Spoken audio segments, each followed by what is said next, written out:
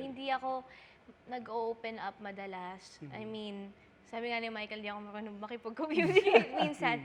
So, mostly po ang thoughts ko, nasa sarili ko lang. Pero siguro isa po sa mga masishare ko na recent, like last year, nag-separate yung parents ko. So, This is the first time you're sharing that, huh? yes, first time ko pa i-share. Naging sobrang hirap siya for me, honestly. Yun po yung mga time na nagpapa-interview po ako, tapos sinasabi ko na parang, I feel burnt out. Pero honestly, hindi po ako burnt out lang. Talagang emotionally exhausted po ako kasi may time na naririnig ko yung parents ko na nag-uusap sila ng madaling araw bago ako mag-taping. Tapos, I have to act like hindi ko naririnig yung mga conversations nila. Tapos po, kaya po pag pupunta ako ng taping, kaya kong umiyak ng 14 hours a day kasi totoo po yung emotions. So, Ganon. doon mo nilalabas? Doon ko po nilalabas kasi sa house hindi ko nilalabas yung iyak ko, yung galit ko.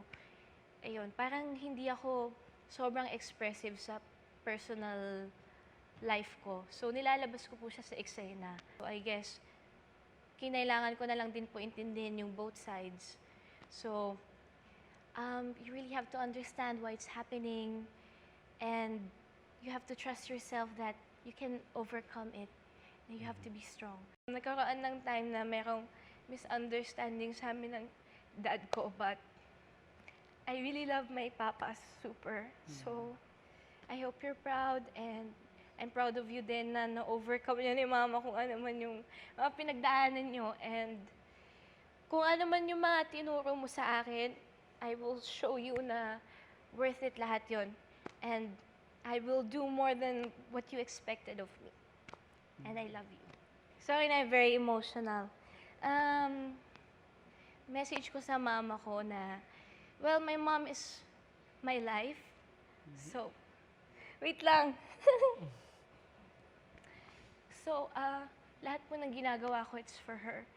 Well, my dad din and my siblings, pero more on my mom. I super love my mama. So I hope she's proud. And kasi po when she was growing up, hindi niya na-achieve lahat ng gusto niya ma-achieve. So gusto ko lahat ng hindi niya na-achieve for herself, i-achieve ko sa sarili ko for her. My mom had doubts about having me at first kasi she was very young. I want to prove sa kanya na hindi siya nagkamali. And I want to make her proud.